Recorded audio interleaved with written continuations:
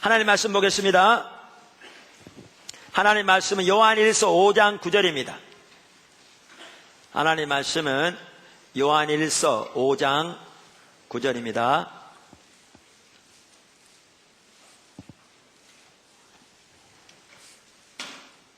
하나님 말씀은 요한일서 5장 9절입니다.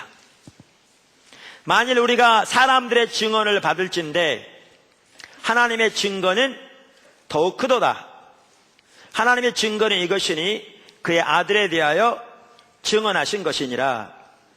하나님의 아들을 믿는 자는 자기 안에 증거가 있고 하나님을 믿지 아니하는 자는 하나님을 거짓말하는 자로 만드나니 이는 하나님께서 그 아들에 대하여 증언하신 증거를 믿지 아니하였습니다.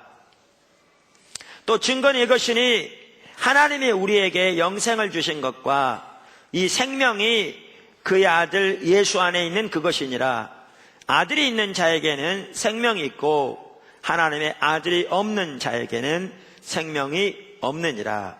내가 하나님의 아들의 이름을 믿는 너희에게 이것을 쓰는 것은 너희로 하여금 너희에게 영생이 있음을 알게 하려 함이라. 아멘. 우리가 지난주부터 하나님께서 예수님에 대해서 증거하신 그 증거에 대해서 살펴봤습니다. 그러니까 구약성경 신명기 19장 15절에 보면 재판을 할 때에 어떤 악에 관해서나 죄에 관해서 한 사람의 증언만 가지고는 처벌하지 못하게 되어 있습니다. 물론 많은 사람이라고 해서 허위 조작된 증언은 당연히 옳지 않죠. 10계명 중에 한 계명이 거짓 증언하지 말라는 거잖아요. 거짓 증거하지 말라. 10계명 중에 하나가. 근데 아무리 옳은 증거라도 한 사람의 증언으로는 재판을 하지 못하도록 해놨어요. 그러면서 거기에 뭐라고 그랬냐면 그 증거들이 옳은 증거로서 두 사람 혹은 세 사람의 증인이 나타나면 그것을 사실로 받아들이도록 되어 있어요. 이러한 성경적인 그 배경의 토대에서 사람의 증거도 그 증거가 사실일진데 두 사람, 세 사람의 증거가 있으면 그것을 사실로 받아들이는데 하물며 죄가 없으신 거룩하신 하나님이 세 가지를 통해서 증거하는데 그것을 받지 않는다면 어떻게 되겠느냐. 이게 이 성경의 말씀입니다. 이게. 그래서 하나님이 예수 그리스도에서 증거한다. 근데 여기 두 가지가 나와요. 하나님이 예수님에 대해서 뭐라고 증거한다고요? 하나님이 예수님에 대해 증거하되 예수님이 그리스도이신 걸 증거한다. 하나님이 예수님에 대해서 증거하되 예수님이 하나님의 아들이심을 증거한다. 이렇게 말하고 있습니다. 오늘 이게 본문에도 나오는데요. 요한에서 5장 그 1절에 보면 이 두 가지가 이렇게 나오죠. 예수께서 그리스도심을 믿는 자마다 하나님께로부터 난 자니, 그러니까 예수가 그리스도이심을 믿는 자가 구원받은 자라. 그러면서 5절에 예수께서 하나님의 아들이심을 믿는 자가 아니면 세상을 이긴 자가 누구냐. 두 가지가 나오죠. 오늘 본문이 나오는 그 단락, 지난주부터 보았던 단락에도 5장 6절에 뭐라고 말하냐면 이는 물과 피로 임하신 이시니 곧 예수 그리스도라. 예수가 그리스도라 그 말이죠. 그리고 9절에 보면 만일 우리가 사람들의 증언을 받을진대 하나님의 증거는 더욱 크도다. 하나님의 증거는 이것이니 그의 아들에 대하여 증언하신 것이라. 그러니까 여기 보시면 하나님이 예수님을 증거하신다는 거예요. 근데 하나님이 예수님에 대해서 뭘 증거한다? 예수님이 그리스도라는 것과 예수님이 뭐라는 것과 하나님의 아들이라는 것을 증거하신다. 그러면 지난주에 뭘 살펴봤냐면 하나님이 이와 같이 예수님에 대해서 두 가지를 증거하시되 뭐를 통해 증거하시느냐? 지난주에 살펴봤죠? 물과 피와 성령을 통해서 증거하신다. 그래서 여기에 물은 뭘 의미한다고요? 세례 혹은 침례를 의미한다. 여기 그 다음에 피는 십자가를 의미한다. 여기 성령은 성령을 의미하는 거고, 그래서 하나님께서 이렇게 예수님의 침례와 혹은 세례와 예수님의 십자가와 성령을 통해서 우리에게 하나님이 예수님에 대해서 증거하시되 예수가 그리스도라는 사실과 예수가 하나님의 아들이라는 사실을 증거하신다. 이렇게 오늘 본문이 말하고 있는 겁니다. 아멘. 그런데 그 성령의 증거에 있어서 우리가 지난주에 뭘 살펴보았느냐 하면 하나님께서 예수님의 침례 혹은 세례를 통해서 증거하셨고 십자가를 통해서 증거하셨는데 성령은 이 두 가지를 가지고 우리들에게 증거하신다. 이런 의미를 살펴보았습니다. 그것이 하나님이 성령을 가지고 증거하신 분명히 한 가지 방법입니다.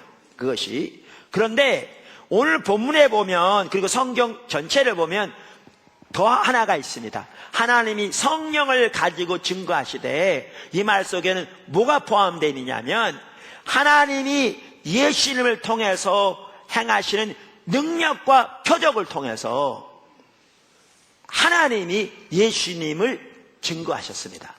그러니까 그것이 하나님이 성령으로 예수님을 증거하신 한 가지 방법이었습니다. 그것이 거기에 포함되어 있습니다. 이 부분을 오늘 살펴보고 더 나아가서 예수님의 증거를 받아들이는 자는 영생을 가졌다고 그랬는데 그 말이 무엇인지를 우리가 살펴보고자 합니다. 아멘. 첫째, 성령을 통한 증거. 성령을 통한 증거. 제가 여러분이 분명히 기억하도록 반복해서 말할 겁니다. 자, 하나님께서 예수님에 대해 증거하시는데 예수님이 어떠한 분이라고 증거하신다고요? 첫째는 예수가 그리스도라. 둘째는 예수가 하나님의 아들이시라는 걸 증거하신다고요.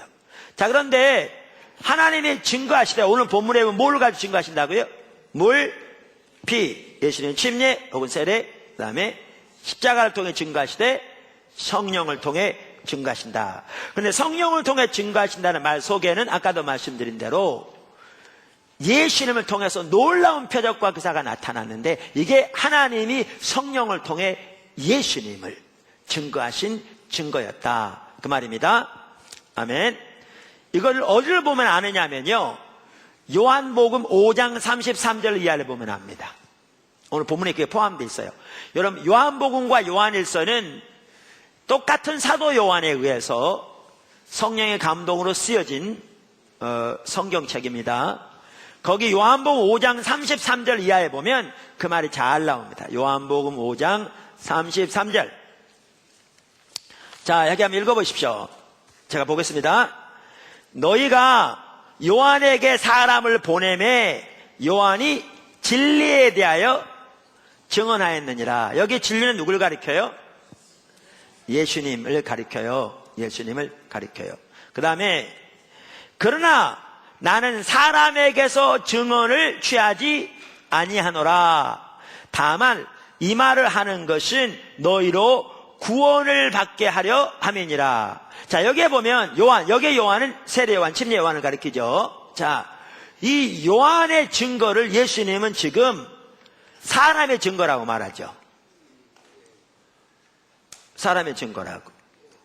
그러면 우리가 지난주에 살펴보기를 하나님이 직접 증거하시는데 그 중에 하나가 물을 통해 증거하신다. 물은 예수님의 침례를 가리킨다. 혹은 세례를 가리킨다. 원래 성경에는 침례가 맞죠. 그래서 그렇게 말하는 거죠. 가리킨다. 그래서 예수님께서 침례 요한에게 세례를 받으시고 물에서 올라오실 때 하나님의 성령이 비둘기의 모양으로 그 위에 오셔서 머무실 뿐만 아니라 하늘에서 신이 하나님의 음성이 들려서 예수님을 증거하셨잖아요. 그래서 하나님이 침례를 통해 증거하셨는데 그러면 지금 예수님은 왜 이 요한의 증거를 사람의 증거라고 말하는가? 사람의 증거라고 말하는가? 자, 보십시오. 지난주에 살펴본 대로 예수님이 침례를 받으실 때 성령이 그 위에 임하시고 하늘에서 음성이 들려 예수님을 증거한 그 증거는 누구의 증거였죠? 하나님의 증거였죠. 네? 그리고 침례 요한만 하더라도 그 하나님의 증거를 보고 예수님이 하나님의 아들이신 것을 확실하게 알게 되었죠. 지난번에 본 대로. 그래서 요한복음에 보면 1장 33절 이하에 나도 그를 알지 못하였으나, 이 말은요, 침례 요한이 예수님을 이렇게 그분에 관해서 몰랐다는 얘기가 아니에요. 그러니까 예수님이 요한에게 침례를 받으러 오셨을 때 요한이 내가 당신에게 침례를 받아야 되는데 당신이 나에게 침례를 받으러 오십니까? 라고 말했잖아요. 이걸 보면 몰랐다는 얘기가 아니에요. 부모의 가정이 친척집이었다니까요, 서로. 그래서 요한이 어떻게 태어나게 되었고 예수님이 어떻게 태어나게 되었고 예수님이 태어날 당시에 어떻게 해서 잉태하게 되었고 또 어떻게 해서 천사가 나타나서 뭐라고 말했고 또 천사가 요한의 어머니에게 나타나서 뭐라고 말했고 이러한 것들을 당연히 어서 들었겠죠. 그러니까 예수님에 대해서 전혀 모르고 있었던 게 아니에요. 보면 그럼 이 말은 뭐냐 하면 사람에겐 들어서 알았지만 예수님이 어떠한 분이라는 것을 하나님께 또 들어서 그분을 확실하게 아는 게 아니었다 그 말이에요. 이 내용은 성경 전체를 보더라도. 그래서 이게 뭐라고 말하는가? 나도 그를 알지 못하였으나 나를 보내어 물로 침례를 베풀 하신 그이가, 여기 그분이 누구예요? 하나님이죠. 그이가 나에게 말씀하시기를 성령이 내려서 누구 위에든지 머무는 것을 보거든 그가 곧 성령으로 침례 베푸는 이인 줄 알라 하셨기에 내가 보고 그가 하나님의 아들이심을 증언하였노라. 그러니까 이 말은 침례 요한만 하더라도 예수님의 침례를 통해서 하나님이 증거하신 증거를 보고 예수님이 하나님의 아들이신 것을 알고 그분을 전하게 됐다 그 말이잖아요. 그렇죠? 그러니까 이 증거는 누구의 증거였어요? 하나님의 증거였죠. 물로 증거하신. 근데 이제 요한이 이것을 보고 사람들에게 예수님에 대해서 증거하시잖아요. 나는 그분의 신들매를 풀 자격도 없다. 이 말은 뭔 말이냐면요, 그 당시 문헌에 보면, 이제 유대교의 문헌에 보면요, 제자들은 선생님에게 배울 때 오늘날처럼 사례비를 안 드렸습니다. 그러니까 우리 시골에 어렸을 때 시골에 서당 선생님 보면 사례비 따로 준 게 아니고요, 이렇게 쌀 몇 대박 갖다 드리고 이렇게 해서 배운 것처럼 그 당시 제자들은 스승에게 배울 때 사례비를 드는 게 아니라 종이 주인에게 하는 것처럼 선생님의 필요를 위해서 모두 다 그들이 채웠습니다. 그러니까 수가서 우물가에서 제자들이 예수님의 식사를 준비하러 마을로 갔던 겁니다. 뭐냐하면 선생님의 모든 의식주를 제자들이 다 책임지고 다 채웠습니다. 이게 제자들이 한 일이었습니다. 그러니까 노예가 주인에게 하는 모든 일을 다 했습니다. 그런데 그 문헌에 보면 어떤 말이 있냐면 노예가 주인에게 하는 것을 다 하되 한 가지만은 안 해도 됐습니다. 그거는 너무나 천한 일이기 때문에 그거는 문자 그대로 노예만 했습니다. 그게 뭐냐면 신발끈을 푸는 겁니다. 그 당시 개념에서. 근데 침례 요한이 뭐라고 그랬냐면 내 뒤에 오시는 이는 나보다 크시니 나는 그의 신발끈을 풀 자격도 없다. 이렇게 말한 겁니다. 이게 그 내용입니다. 이렇게 침례 요한은 예수님을 증거했습니다. 그럼 이 침례 요한의 증거는 사람들에게는 사람의 증거인 거죠. 사람의 증거인 거죠. 그래서 예수님이 이렇게 말씀하십니다. 나는 사람의 증거를 의지하지 않는다. 그러나 요한을 언급한 것은 너희들이 그렇게 해서라도 구원을 받을 수 있다면 너희에게 유익이기 때문에 내가 그를 언급한다. 그런 뜻입니다. 왜냐하면 그 당시 대부분의 사람들은 요한이 하나님이 보내신 선지자라고 믿고 받아들이고 있었기 때문에, 그래서 내가 사람의 이 증거를 의지하진 않지만 너희가 그를 선지자로 알기에 그의 증언을 듣고 나를 믿음으로 너희가 구원을 받을 수 있다면 너희에게 유익이기에 내가 그를 언급할 뿐이라 그 말입니다. 그런데 그 다음 절에 이렇게 나옵니다. 그 다음 절에 36절에 보면 내게는 요한의 증거보다 더 큰 증거가 있다. 그러니까 사람의 증거가 아닌 더 큰 증거가 있다. 그러면서 뭐예요? 아버지께서 하신 증거라 그 말이죠. 그러면서 여기에 보면 하나님이 친히 예수님을 증거하시는 증거를 언급합니다. 예수님이. 그 하나가 뭐냐? 더 큰 증거가 있으니 아버지께서, 여기 아버지 하나님을 가리키죠. 아버지께서 내게 주사 이루게 하시는 역사, 곧 내가 하는 그 역사가 아버지께서 나를 보내신 것을 나를 위하여 증언하는 것이요. 그럼 또 한 가지 또 있습니다. 또한 나를 보내신 아버지께서 친히 나를 위하여 증언하셨느니라. 어디에? 이 말은요, 성경에. 그 당시 구약 성경을 가리킵니다. 그러면서 39절에 보면 너희가 성경에서 영생을 얻는 줄 생각하고 성경을 연구하거니와 이 성경이 곧 내게 대하여 증언하는 것이라. 그럼 여기 이렇습니다. 나는 사람의 증거를 의지하지 않는다. 내가 요한을 언급한 것은 그걸 통해서 너희가 구원을 받을 수 있다면 너희에게 복이 되기 때문에 그렇다. 그러나 내게는 더 큰 증거가 있다. 하나님이 나를 증거하시는 증거가 있다. 그러면 두 가지를 말합니다. 하나는 하나님이 성경을 통해서 나를 증거하신다. 이 성경은 구약 성경입니다. 여러분, 구약 성경은 메시아에 관해서 예언하고 있고요. 조금 더 말씀드리겠지만 예수님이 오신 그 일거수일투족은 구약에 예언된 메시아에 대한 예언을 성취하는 삶이었습니다. 성경이 예수님을 증언합니다. 이게 하나님이 성경을 통해 예수님을 증언합니다. 그래서 그거 먼저 말씀드리면 지난번에도 우리 살펴본 대로 예수님이 이 땅에 계셨을 때에 예수님의 일거수일투족은 구약 성경에 나오는 하나님의 예언을 성취시키는 것이었는데요. 500년이 넘는 기간 동안에 각기 다른 사람들을 통해서 예언된 300개가 넘는 예언이 예수님의 삶을 통해서 성취되었습니다. 예수님이 십자가에 못 박혀 돌아가신 그 하루만 하더라도 29개의 예언이 성취되었습니다. 그 예언들 중에는 예수님의 능력으로 할 수 없는 것들이 많았습니다. 어디서 태어날 것, 어떤 방식으로 죽임을 당할 것, 어디에 묻힐 것 등, 이것은 자기가 선택할 수 있는 내용들이 아니었습니다. 이처럼 예수님의 일거수일투족이 성경에 나오는 메시아에 관한 예언을 성취하는 거였습니다. 사실 하나님이 예수님을 증거하되 뭐를 통해 증거했느냐? 성경을 통해 증거했습니다. 성경을 통해. 뿐만 아니라 예수님의 십자가와 부활만 하더라도 우리가 이미 살펴본 대로 정확하게 그 사건들이 성경에 예언된 대로 되어진 사건들이었습니다. 성경에 예언된 대로 되어진 사건들이었습니다. 그래서 여기에 보시면 하나님이 성경을 통해 예수님을 증언하신다 이렇게 말하고 있어요. 근데 왜 아까 세 개 중에 따로 안 들어가 있냐면, 따로 넣어도 되지만 피를 통해서 예언된 것도 다 성경에 예언된 내용들이죠. 같이 가는 거죠. 그러면서 여기에 보시면 한 가지를 더 말합니다. 아까 말한 대로 뭐가 또 증거한다고요?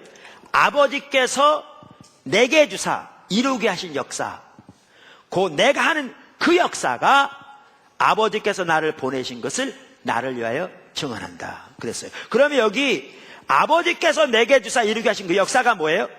그게 바로 정확하게 하나님께서 예수님을 통해서 나타내신 성령을 통한 표적과 기사를 말합니다.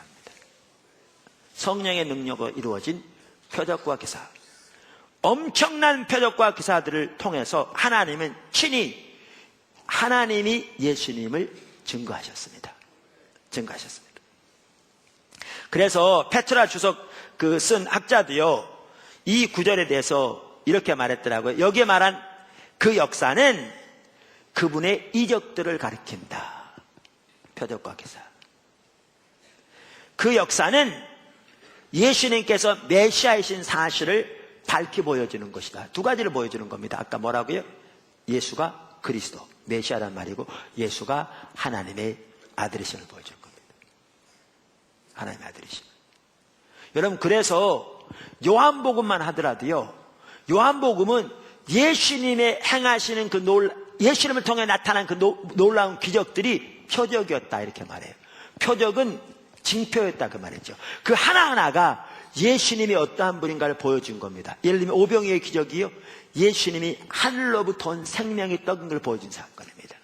나사로를 죽인 나사를 살리신 거예요. 예수님이 부활이요 생명인 것을 보여준 겁니다. 요한복음이 이걸 강조하고 있어요. 요한복음은. 그래서 여기 나와 있는 것처럼 예수님을 통한 표적과 기사가 하나님이 성령으로 예수님을 친히 증거하는 거였습니다. 그래서 예수님께서 요한복음 10장 25절에 예수께서 대답하시되 내가 너희에게 말하시되 믿지 아니하는도다. 내가 내 아버지의 이름으로 행하는 일들이 나를 증거하는 것이오늘. 이렇게 말하고 있습니다. 여러분, 그런데 예수님을 통해 엄청난 기적과 표적이 일어난 거 아시죠? 그게 하나님이 예수님을 증거하신 것들이었습니다. 여러분,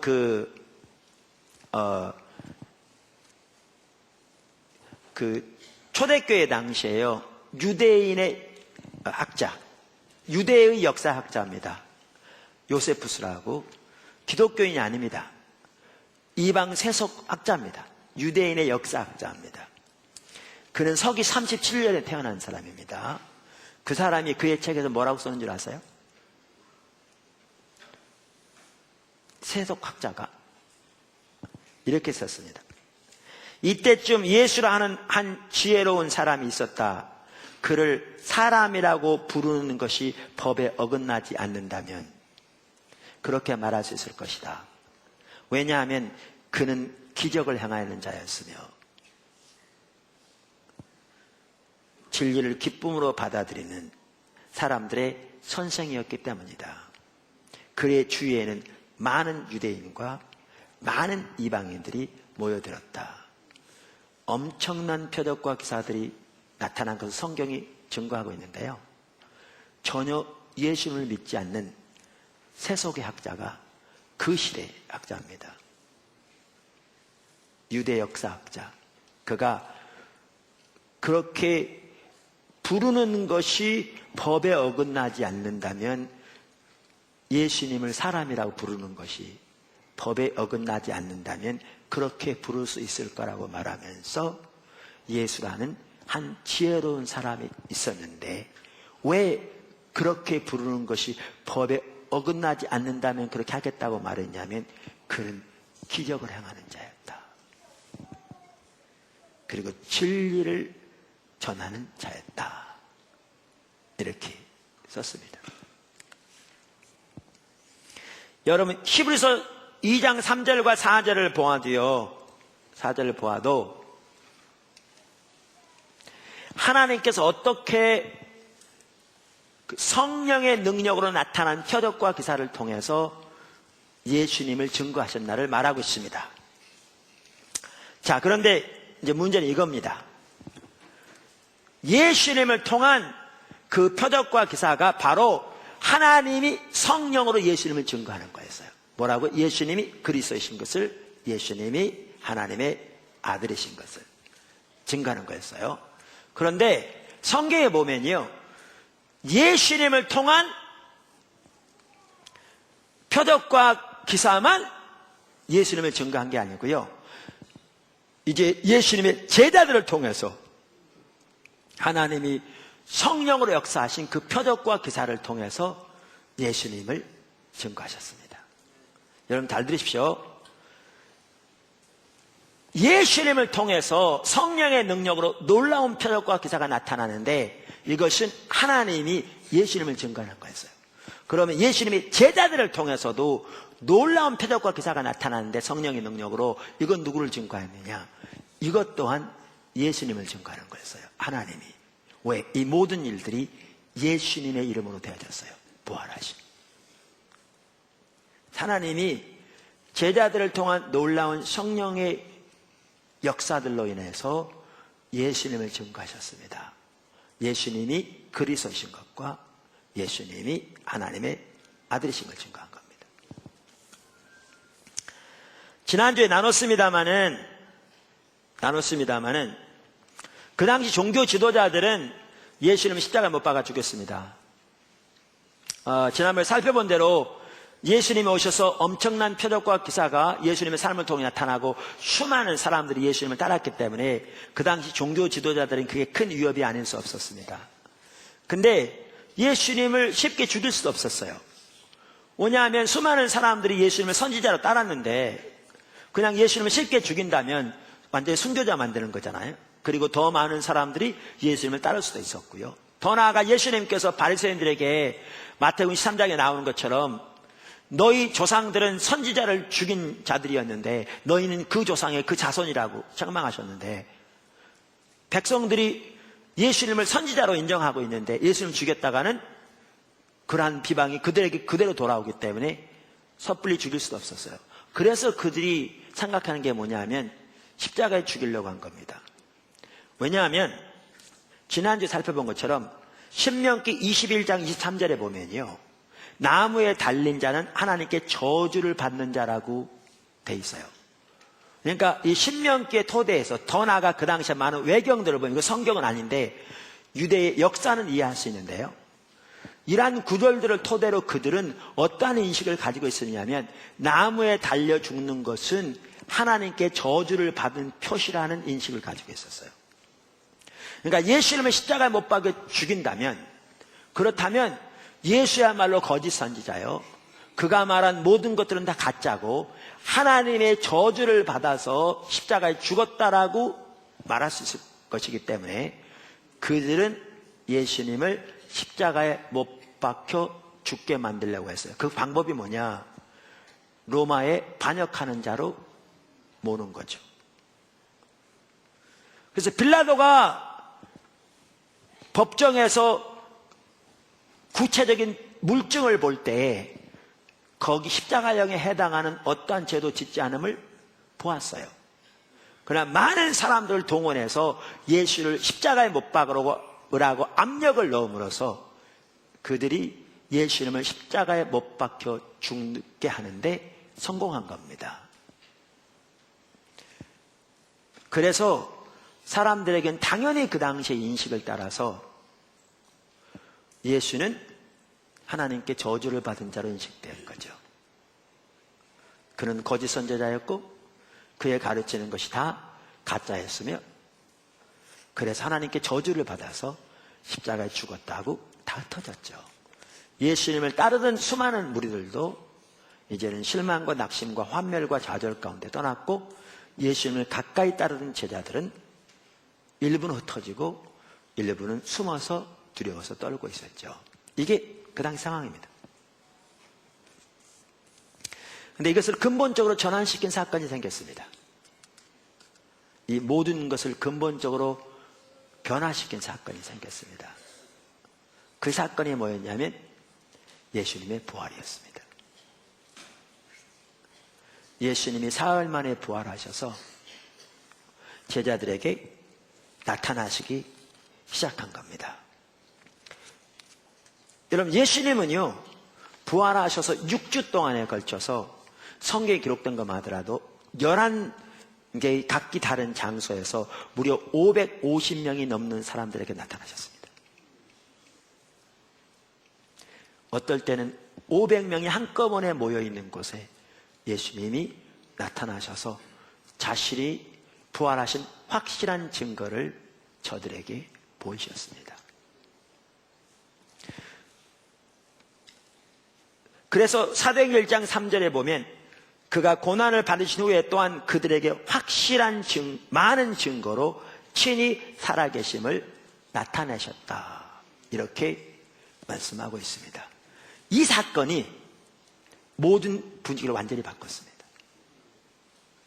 모든 것에 반전이 일어났습니다. 이 사건을 통해서 우리가 이미 살펴본 대로 그들은 예수님이 하셨던 말, 그 다음에 구약 성경의 메시아에 관한 예언들, 그리고 그 부활하신 주님을 만난 경험을 통해서 예수님이 어떠한 분인가를 이제 알기 시작했습니다. 이 사건을 통해서 예수님의 십자가에 대한 올바른 의미도 알게 되었고, 이 사건을 통해서 예수님이 부활에 대한 올바른 의미도 알게 되었습니다. 예수님이 십자가에 한 예를 들면, 그들이 이렇게 해서 부활하신 주님을 만나서 깨닫고 보니까 예수님이 십자가에 돌아가신 것은 성경에 예언된 대로 저주를 받는 게 맞은 것을 보았어요. 근데 그들은 그 사건을 통해서 뭘 보게 됐냐면 예수님께서 십자가 위에서 죽으심으로 저주를 받은 바 되사 우리를 율법의 저주에서 속량하신 것을 보게 되었어요.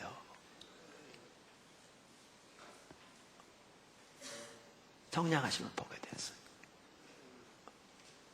그래서 그 모든 것에 대한 반전이 여기서 일어납니다.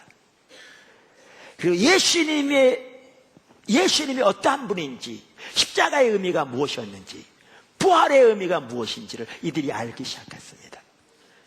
이러한 그들에게 이러한 일이 일어나면서 예수님께서 뭐라고 말씀하셨냐면, 너희는 구약에 예언된 대로, 구약에 보면 모든 구약 통틀어서 예수님이 돌아가실 것과 부활하실 것, 그리고 그 복음이 땅끝까지 이르러 증거될 것이 기록되어 있는데 너희는 이 일의 증인이라 이렇게 말하면서 너희는 예루살렘을 떠나지 말고 아버지의 약속하신 것을 기다리라, 그렇게 승천하시면서 부탁하셨고, 그래서 그들이 예루살렘에 돌아와서 마가의 다락방에서 흩어지지 아니하고 하나님의 약속하신 것을 기다렸습니다. 기도에 전념하면서 하나님의 뜻을 찾으면서 열흘이 되었을 때, 오순절날이 이르렀을 때 성령이 그곳에 강력하게 임하셨습니다. 그렇게 해서 신약의 교회가 이 땅에 태동되게 되었습니다. 근데 보십시오, 이들은 부활하신 주님을 만남으로 예수님이 자신에 대해서 말씀하셨던 것과 구약의 메시아에 관한 예언들, 이러한 것들을 자신들이 만난 부활하신 예수님의 영광을 비추어 보면서 아까 예수님이 어떠한 분인가를 더욱더 알아가기 시작했고, 십자가의 의미와 부활의 의미를 알게 되었습니다. 그래서 여러분, 그들이 예수님을 전하기 시작하는데요, 다른 날도 아니고 바로 그 오순절날 성령이 임하니까 그 놀라운 어떤 일이 일어났다는 소식을 듣고 몰려든 유대인들에게, 그들에게 복음을 전하는 베드로의 메시지를 보면 이들이 예수님의 십자가와 예수님의 부활을 얼마나 강력하게 확신 있게 전하고 있는가를 볼 수 있어요. 여러분, 예수님이 십자가에 못 박혀 돌아가신 2000년 지난 다음에 오늘 하고 있는 게 아니고요, 베드로의 그 설교는 그 사건이 일어난 지 불과 2달이 안 된 상황입니다. 50일 남짓. 여러분, 우리나라에 세월호 사건이 일어난 지가 벌써 2달 넘었나요? 2달 넘었죠. 큰 사건이었기 때문에 그 사건을 지금 기억하지 못하고 있는 사람 아무도 없죠. 있을지 몰라도 대부분 다 생생하게 기억하고 있죠. 예수님이 십자가에 못 박혀 돌아간 사건은 엄청난 사건이었거든요. 그 당시에 예루살렘에서 그게 2달이 지나지 않은 상황입니다. 그 기억이 생생한 상황입니다.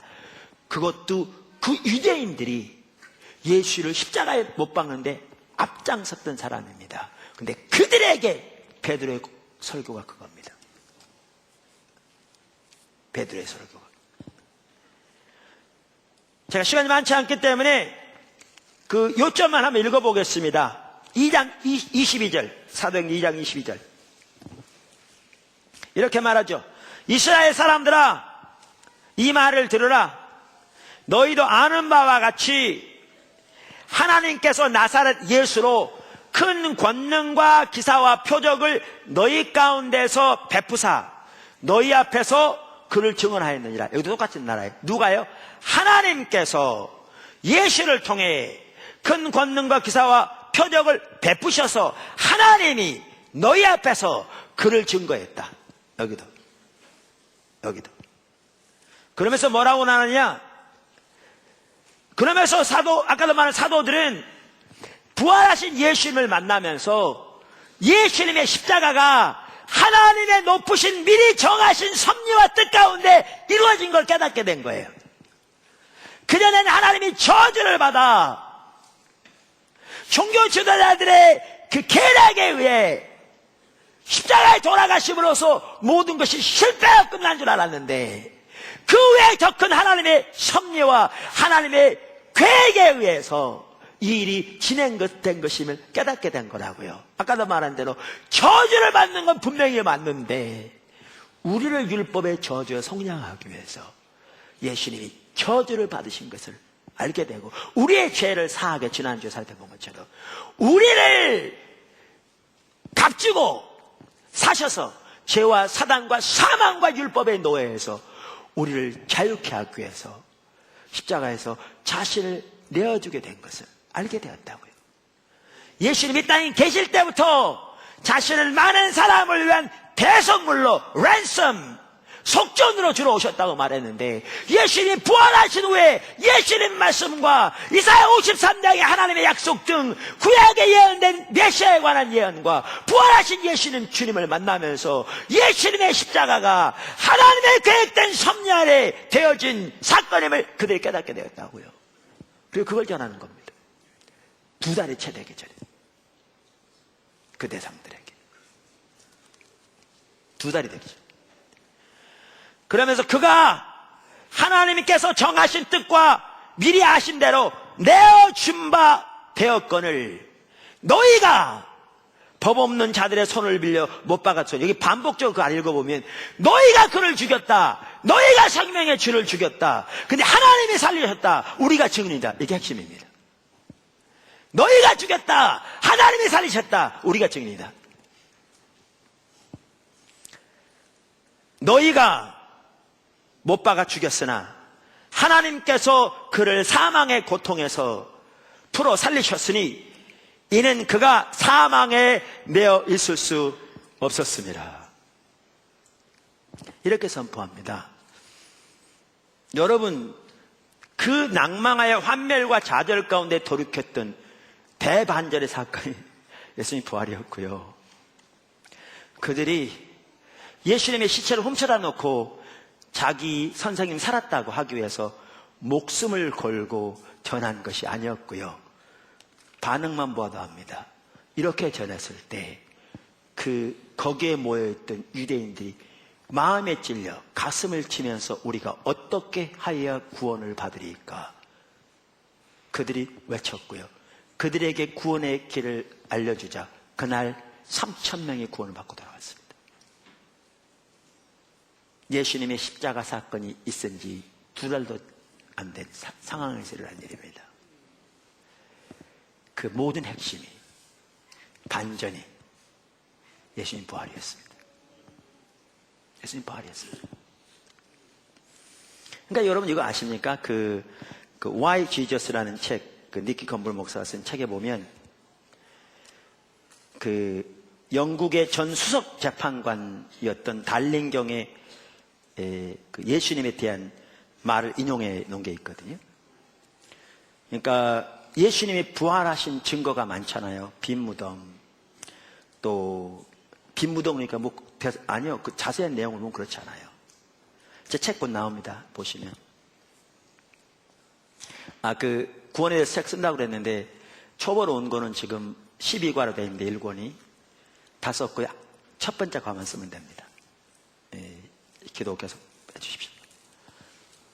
물론 초보로 온 겁니다. 근데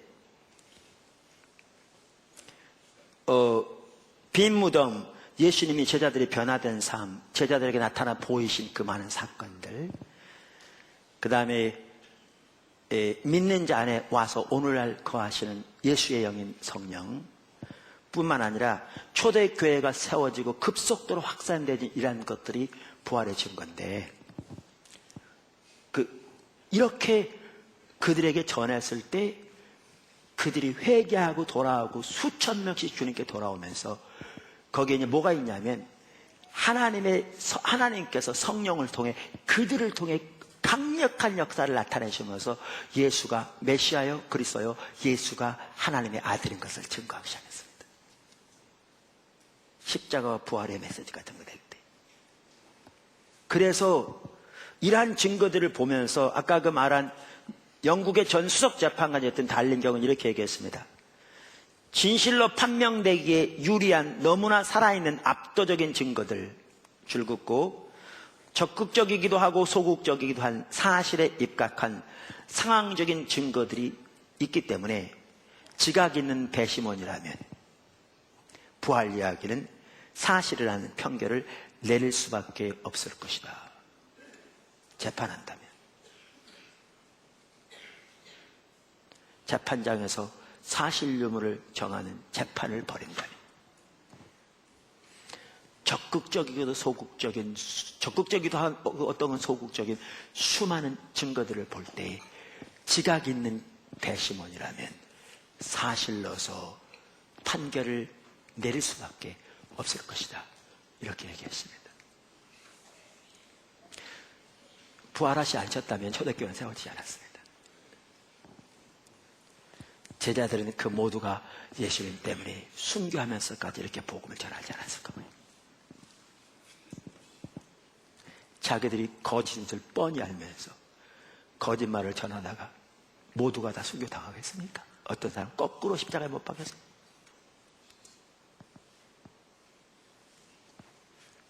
근데 아까도 말씀 이렇게 복음이 전파될 때에 하나님께서 성령으로 사도들을 통해서 또한 초대교회 성도들을 통해서 수많은 표적과 기사하게 나타나게 하여 주사 예수님을 증거한 겁니다. 예수님을 통한 표적과 기사는 예수님을 증거하는 거였고요. 초대교회를 통한 그의 제자들을 통한 표적과 기사는 역시 예수님을 증거하는 거였습니다. 하나님이. 여러분 그러니까 보세요. 이렇게 사도 베드로가 메시지를 전하는데 3장에 어떤 일이 있었죠? 날 때부터 성경에 안전병이라고 되어 있는데 지체 장애자죠. 걷지 못한 나이가 40대쯤 된 성전문에 앉아서 매일 구걸하고 있는 그를 가다가 나사렛 예수님의 이름으로 이렇게 세웠잖아요. 사람들은 다 그가 거진 줄 알았는데 또 걷지 못하는 사람인 줄 알았는데 걸을 뿐만 아니라 뛰면서 하나님을 찬양하니까 다 베드로에게 몰려왔죠. 놀래서. 그때 베드로가 그들에게 하는 얘기 들어보셨어요?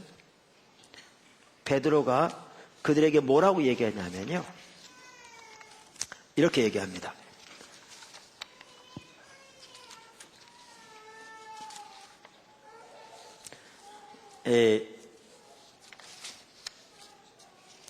죄송합니다. 사도행전 3장 12절에 이렇게 얘기합니다.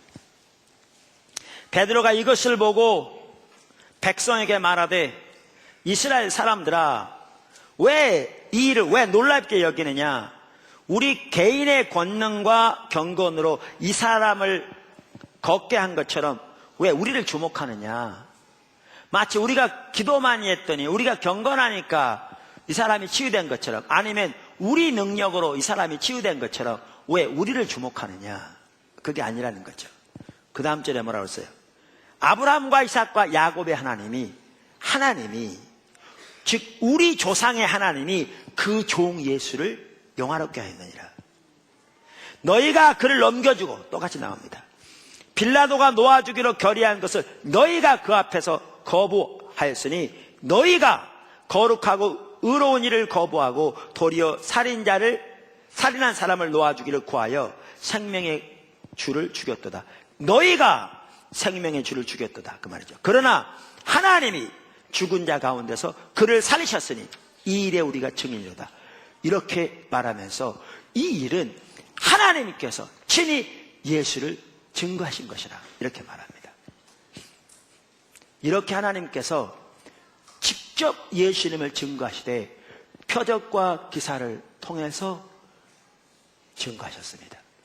기독교 역사에도 나타난 수많은 표적과 기사들은 부활하신 예수님의 이름으로 되어진 예수님이 메시아인 그리스도인 것과 예수님이 하나님의 아들이심을 친히 증거하신 하나님의 증거들입니다. 하나님의 증거들입니다. 이와 같이 하나님은 물과 피와 성령으로 예수님을 친히 증거하셨습니다. 예수님 어떤 분이라는 걸 증거하셨다고요? 예수가 그리스도이고, 그 다음에 어떻게 해요? 예수가 하나님의 아들이신 걸 증거하셨습니다. 사실은 제가 아까 읽은 안전뱅이를 일으킨 사건은요, 작은 사건에 불과했습니다. 근데 그날 그 복음을 듣고 그 사건을 해서 5,000명이 구원받았습니다.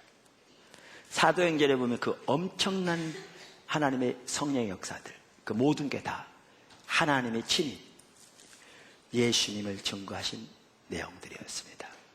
부활하신 예수님의 이름으로 되어진 일들이었거든요. 그 이름을 믿는 믿음을 통해서 너희가 보는 바와 같이 이 사람을 낫게 했다. 이렇게 성경이 말하고 있거든요. 아멘. 자, 이와 같이 하나님이 예수님을 증거하십니다. 그래서 세 가지로 증거한다고 말하면서 이렇게 증거하는데, 그 하나님의 증거를 받지 않으면 그 사람은 하나님을 거짓말하는 자로 만드는 것이다. 이렇게 얘기합니다. 자, 그러면서 뭐라고 말하느냐? 이제 두 번째, 하나님의 증거를 받아들인 자는 영생을 가졌습니다. 하나님의 증거를 받아들인 자는 영생을 가졌습니다. 자, 오늘 성경이 이렇게 말하면서 반면에 이렇게 하나님께서 친히 이 세 가지를 가지고 예수님을 증거하셨는데, 또 하시는데, 하나님의 증거를 받아들인 자는 영생을 가졌다. 이렇게 말합니다. 오늘 읽은 본문을 다시 한번 보시죠. 요한일서 5장 10절입니다. 하나님의 아들을 믿는 자는, 자, 하나님의 증거를 받아들이면 이제 누구를 믿게 돼요? 하나님의 아들 예수를 믿게 돼요. 예수를 믿게 됩니다. 하나님의 아들을 믿는 자는 자기 안에 증거가 있고, 하나님을 믿지 아니하는 자는 하나님을 거짓말하는 자로 만드나니, 이는 하나님께서 그 아들에 대하여 증언하신 증거를 믿지 아니하였습니다. 제가 여러분에게 세 가지로, 그 당시 그 상황에서는 두 가지 이상의 확실한 증거는 사실로 받아들인 사이였다고요. 제가 세 가지로 확실한 증거를 가지고 여러분에게 나타내 보였는데 여러분이 전혀합니다. 그럼 저는 어떻겠어요? 되게 기분 나쁘겠죠. 나를 무시하는 거잖아요. 나를 거짓말쟁이로 만드는 거잖아요. 아니, 이게 분명히 증거라고 했는데 안 받아들여요. 그러니까 저를 거짓말쟁이로 만드는 거죠. 근데 저를 거짓말쟁이로 만드는 건 괜찮은데, 하나님의 증거를 안 받아들이는 것은 하나님을 거짓말쟁이로 만드는 거예요. 그분을 멸시하는 거죠. 지금 그 말씀이에요. 근데 그 증거를 받아들이는 자는 어떻게 해요? 영생을 받게 된다고요. 그 증거를 받아들이지 않는 자는요, 어떻게 될까요?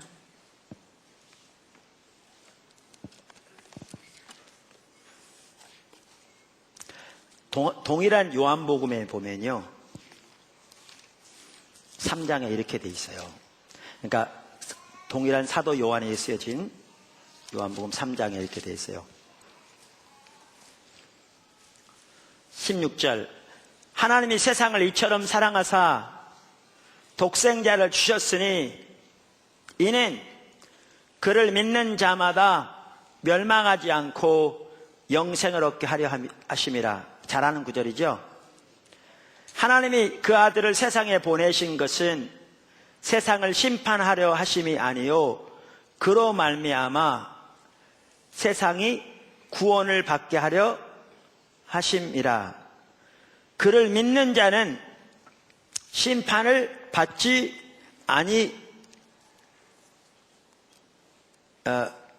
아니하는 것이요, 믿지 아니하는 자는 뭐라고요? 하나님의 독생자의 이름을 믿지 아니함으로 벌써 심판을 받은 것이니라. 벌써 심판을 받았다는 말이 뭐예요? 여러분 보십시오. 어떤 사람이 죄를 지었어요. 막대한 죄를. 그래서 1심에서 살인형이 선고됐어요. 항소했어요. 2심에서도 살인형이 선고됐어요. 대법원까지 상고했어요. 근데 대법원에서 확정적으로 살인형이 선고됐어요. 이 사람은 이미 살인형이 확정된 겁니다. 그렇죠? 근데 아직 안 죽었을 뿐이에요. 감옥에 갇혀 있어요. 뭐만 안 됐죠? 집행만 안 됐어요. 제가 언제 들으니까 그런 사람은 이렇게 간수가 올 때 매우 두렵다고 그러더라고요. 집행 날짜 확정됐는지 말해주러 오는지, 누가 면회 왔다고 알려주러 오는지 모르니까요. 그는 법무장관이 사인하면 집행되는 겁니다. 여기 이 말씀이 뭔 얘기냐 하면요, 허물과 죄로 죽었던 너희, 그리고 죄 가운데, 세상의 풍족 가운데 자기 욕심과 타락한 자기 육신의 욕심대로 살아가는, 하나님을 떠난 삶은 하나님의 진노 안에 있는 삶이라고 말했는데, 그 죄로 인해서 모든 사람은 이미 그 영원한 지옥의 판결이 확정된 상황입니다. 뭐만 안 된 줄 아십니까? 집행만 안 됐습니다. 근데 사람마다 집행 날짜는 어느 날짜일지 모릅니다. 하늘의 재판장이 사인하시는 그날이 집행 날짜입니다. 여러분 잘 아시다시피 나이 들었다고 늦게 가는 게 아니고요, 나이 순서대로 가는 것도 아니고, 이 땅에 온 순서대로 가는 것도 아닙니다. 우리는 내일 일을 모릅니다. 집행만 안 됐습니다. 이때 사형이 확정된 사람이 살 수 있는 단 한 가지 길이 있습니다. 아시죠? 그게 뭐냐면 대통령의 특별 사면입니다. 그 외에는 살 길이 없습니다.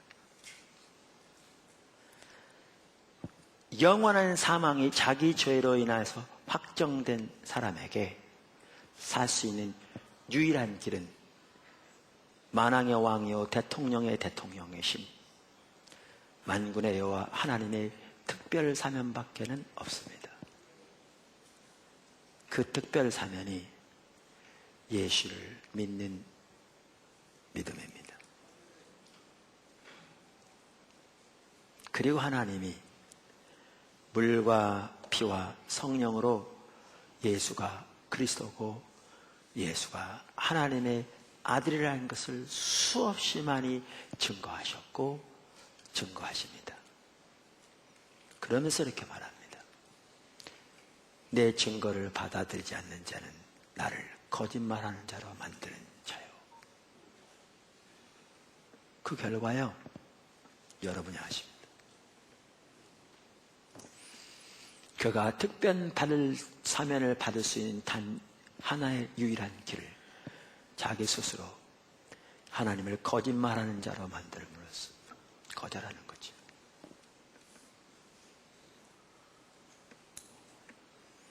이게 그 말입니다. 그러한 하나님의 관점에서 보아야 이 말의 의미를 이해하겠죠. 그러면서 하나님께서 뭐라고 그러시냐면, 누구든지 내 증거를 받아들이는 자는, 그래서 내 증거를 받아들여서 내 아들을 믿는 자는 그에게 영생이 있으리라.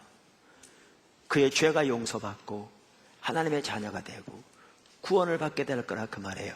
우리 때문이 아니라 예수님 때문에. 예수님 때문에.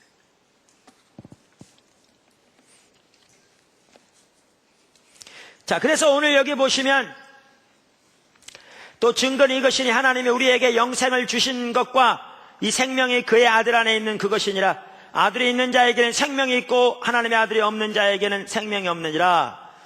내가 하나님의 아들의 이름을 믿는 너희에게 이것을 쓰는 것은 너희로 하여금 너희에게 영생이 있음을 알게 하려 함이라 그랬는데요. 자, 그러면 여러분은 하나님의 증거를 받아들여야 되겠습니까? 안 받아들여야 되겠습니까? 예, 이미 대부분의 여러분들은 다 받아들였을 거고요. 그러면 하나님의 증거를 받아들인다는 말이 뭡니까? 증거를 받아들인다. 그게 하나님의 아들을 믿는다는 얘기인데, 아까 하나님이 하나님의 아들에서 뭘 증거하신다고 그랬죠? 예수가 그리스도이신 것과 예수가 하나님의 아들이신 걸 증거한다고 그랬어요. 그러니까 이 증거를 받아들인다는 말은 뭐냐면, 예수가 하나님 그리스도이신 것, 예수가 하나님의 아들이신 것을 믿고 받아들인다는 말입니다. 여러분, 성경에 나오는 복음의 핵심들을 보아도 동일한 내용입니다. 그래서 로마서 1장에 보아도, 우리가 과거에 보았습니다만 2장 3절 4절 이렇게 말하죠. 1장 2절 3절, 죄송합니다. 1장 2절 3절 4절. 이 복음은 하나님이 선지자들을 통하여 그의 아들에 관하여 성경에 미리 약속하신 것이라, 그의 아들에 관하여 말하면 육신으로는 다윗의 혈통에서 나셨고, 보세요, 다윗의 자손 오신 그리스도시고, 성경의 영으로는 죽은 자 가운데서 부활하사 능력으로 하나님의 아들로 선포되셨으니 곧 우리 주 예수 그리스도라. 그러니까 하나님의 아들로 선포되었다는 말은 부활하심으로 하나님의 아들이 되었다는 얘기가 아닙니다. 이 땅에 오기 전부터 하나님의 아들이셨습니다. 부활을 통해서 예수님이 하나님의 아들이신 것이 만천하의 능력으로 선포되었다, 그 말입니다. 선포되었다. 우리가 살펴본 대로.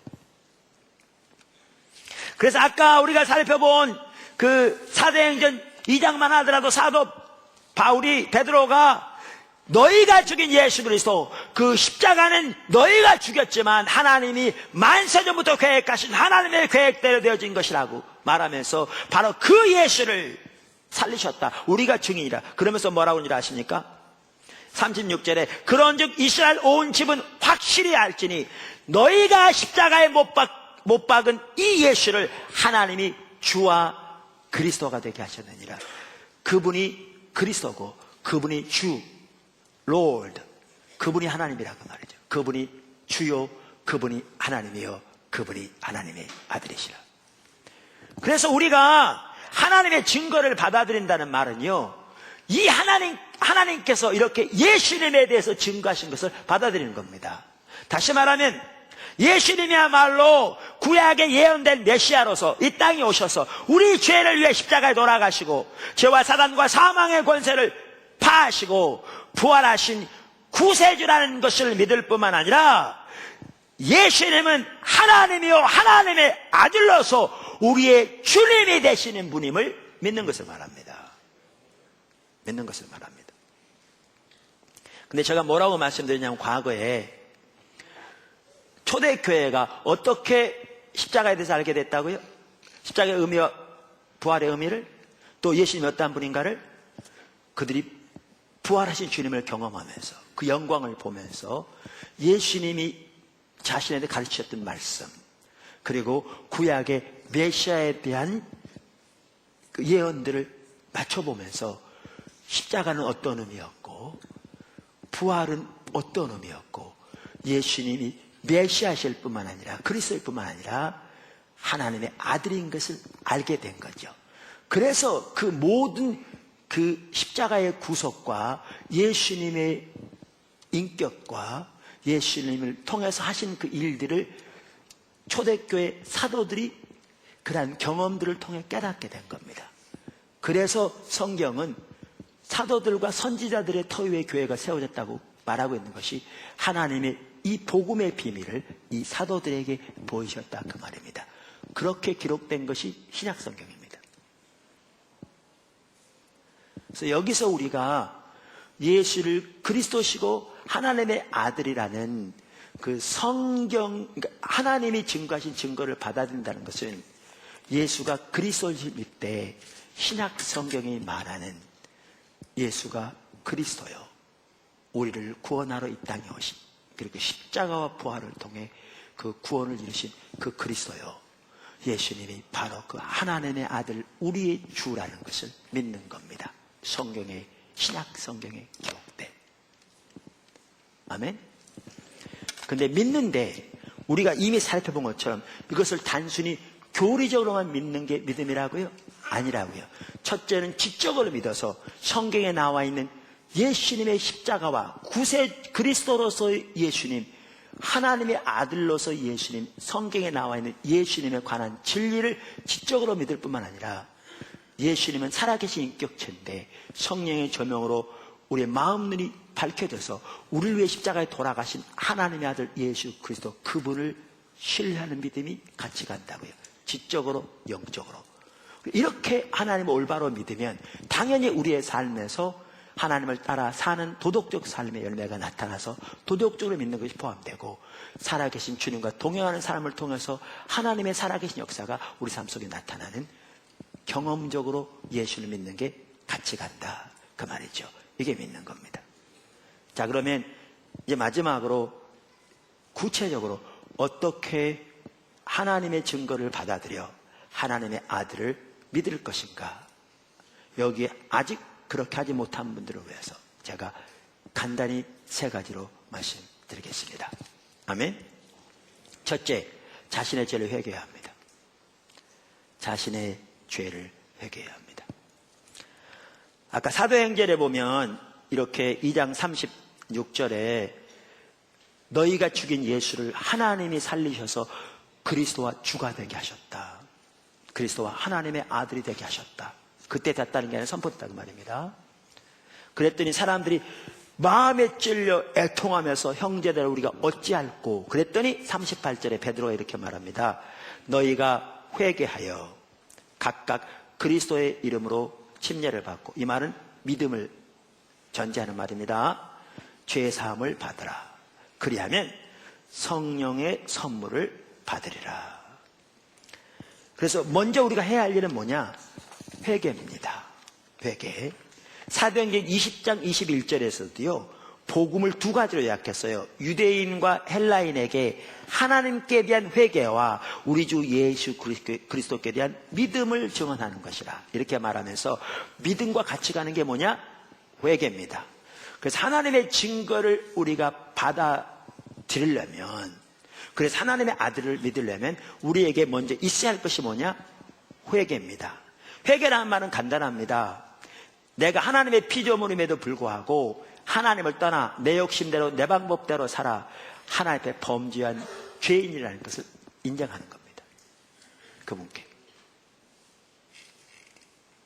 인정하는 겁니다. 회개의 핵심은 하나님과 동의하는 겁니다. 우리가 이미 앞에 살펴보았듯이 자기가 죄 없다면 하나님을 거짓말하는 자로 만드는 것이라고 했습니다. 왜? 하나님은 성경 여러 곳에서 하나님을 떠난 인간이 얼마나 철저하게 그 중심에서부터 부패되어 온갖 죄 가운데 살고 있는가를 적나라하게 고소하고 있기 때문에, 하나님 앞에 죄 없다면 그 사람은 하나님을 거짓말하는 자로 만드는 것이라. 아까 말한 그런 상태에 있는데 유일하신 하나님의 특별 사면의 기회를 거짓말하는 자로 몰아붙여 그 기회를 버려버린 것인 거죠.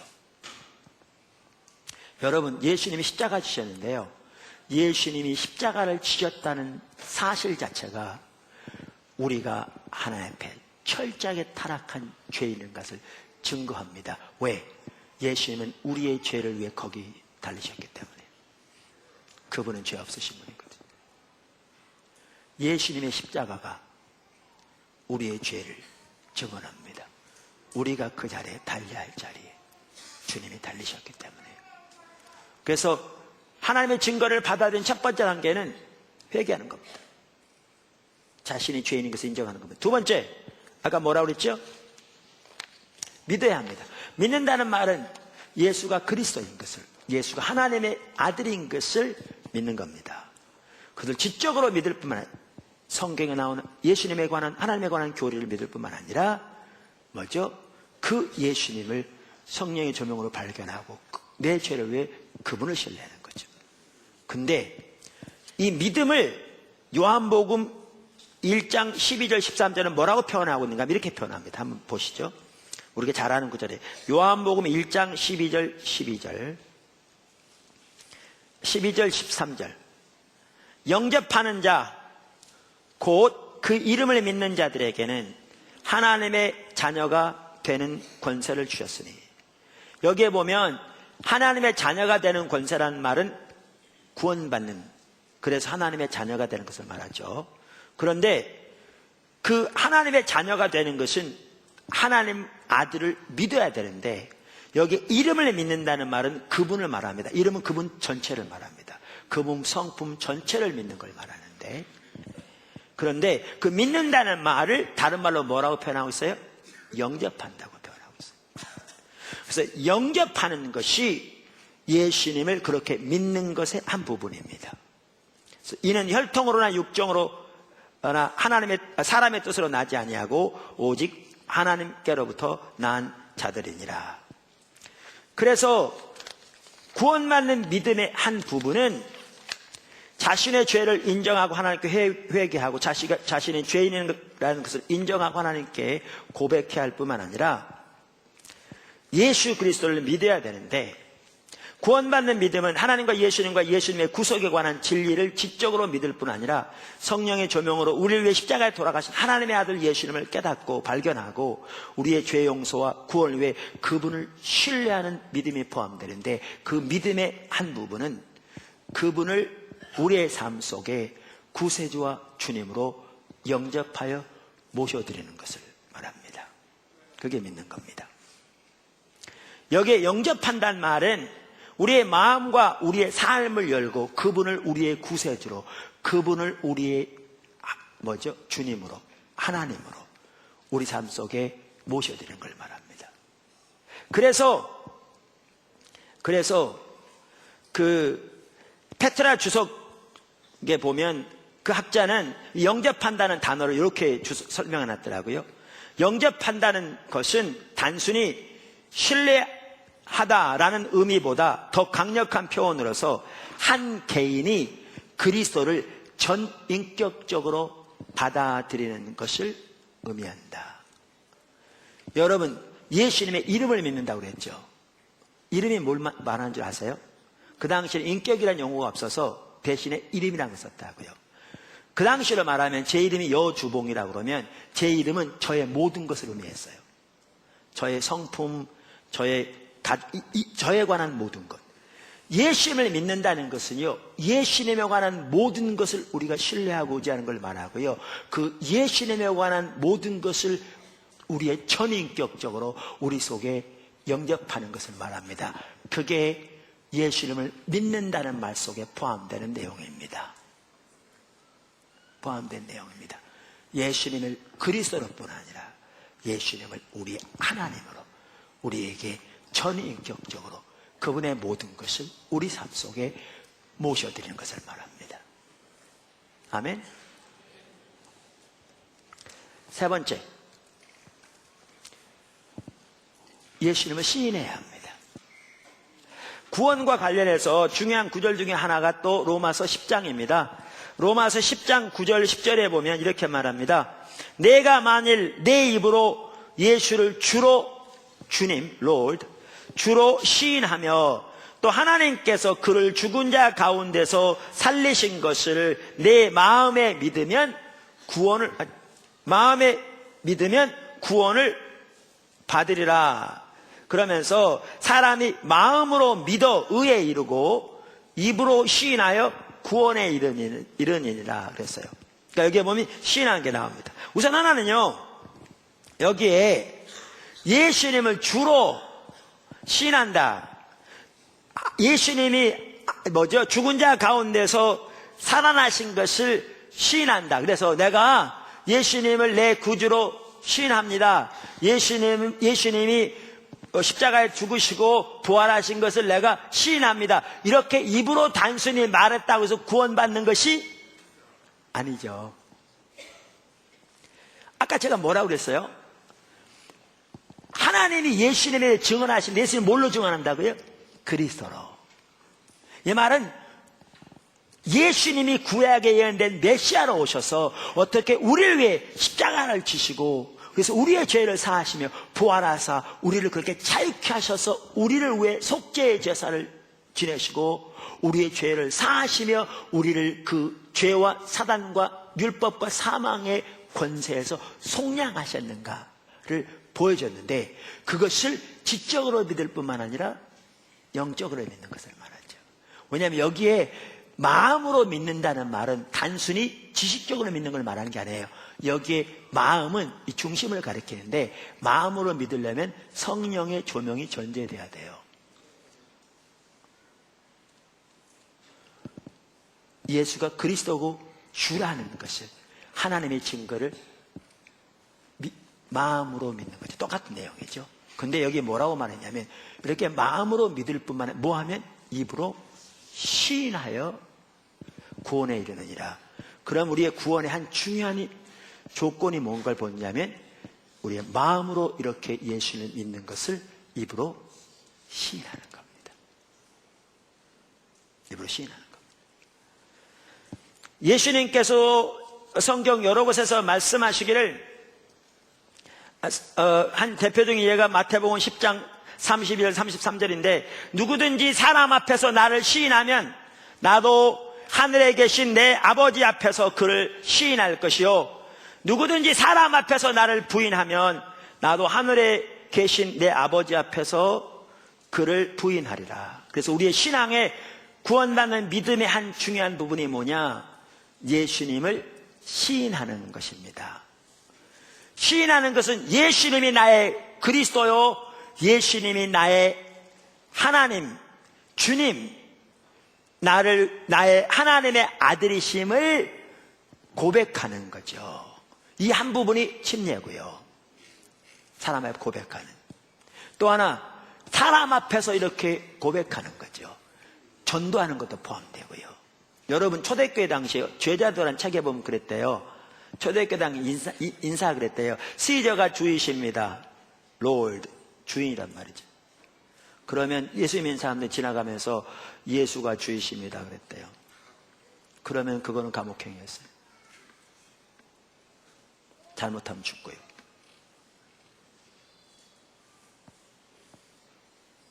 근데 그들은 예수님이 주시라는 것을 고백했어요.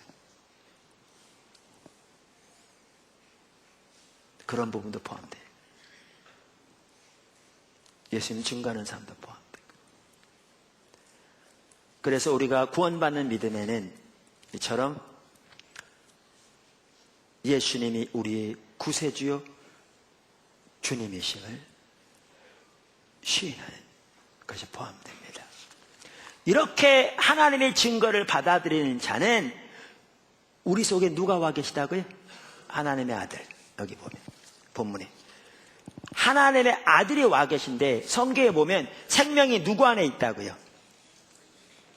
이 생명이 그의 아들 안에 있는 것이라. 여기에 말한 생명은 영생을 가리킵니다. 요한복음 5장 24절에서도 예수님께서도 뭐라고 그랬냐면, 내가 진실로 진실로 너에게 이르노니 내 말을 듣고 나 보내신 이를 믿는 자는, 내 아버지의 증거를 믿는 자는, 내 말을 청종하는 자는 영생을 얻었고 심판에 이르지 아니하나니 사망에서 생명으로 옮겼느니라 그랬습니다. 그러면서 5장 26절에 보면, 아버지께서 자기 속에 생명이 있음 같이 아들에게도 생명을 주어 그 속에 있게 하셨다고 했어요. 그래서 예수님 안에 생명이 있습니다.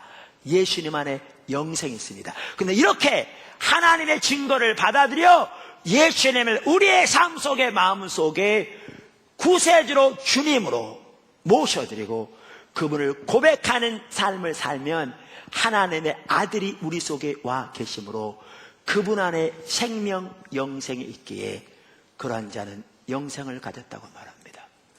그러면 사도 요한이 말하기를, 내가 이것을 너희에게 쓴 것은 너희에게 영생이 있음을 알게 하려 함이라. 아들이 있는 자에게는 생명이 있고, 여기 생명 영생이 똑같은 걸 말합니다. 아들이 없는 자에게는 생명이 없느니라.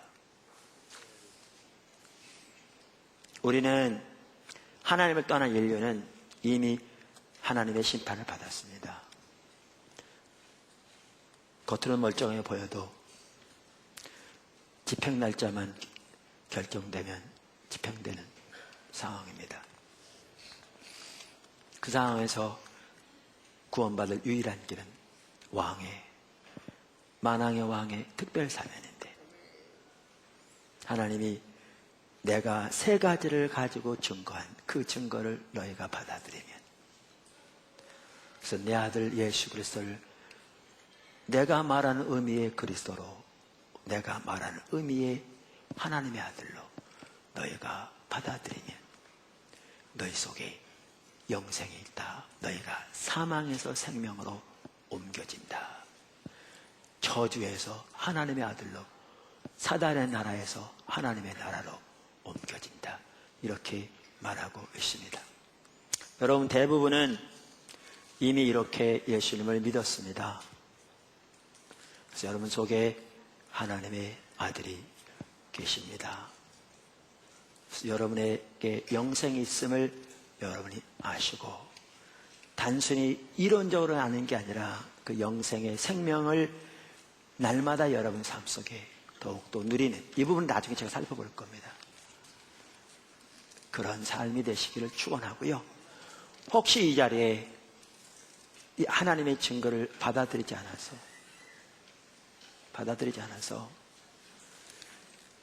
영원한 심판 가운데 있는데, 이미 심판을 받았는데 하나님의 증거를 받아들이지 않아서 하나님을 거짓말장으로 만들어 왔던 분이 계셨는데, 오늘 설교를 들으면서 기도하면서 하나님께서 하나님을 떠난 죄된 자신의 모습을 선명히 보게 하시고, 하나님이 하나님의 아들 예수님을, 그리스도인 예수님을 보내서 우리 죄를 위해 십자가에 돌아가게 하시고 죄를, 사망을 멸하시고 부활하사 우리의 구원을 이루신 것을 깨닫고, 그렇게 주님을 삶의 구세주와 주님으로 모셔들어 그분의 전인을, 그분에 해당하는 모든 것을 내 삶 속에 구세주와 주님으로 모시며 나의 전 인격적으로 그분을 그리스도와 하나님의 아들로 모셔드려 그분을 신뢰하고 의지하고 그분을 고백하고 시인하는 삶을 살기로 선택하신 분들은 오늘 그렇게 함으로 영생이 여러분에게 임하는 복된 축복이 여러분의 있기를 주님으로 축원합니다. 기도하겠습니다.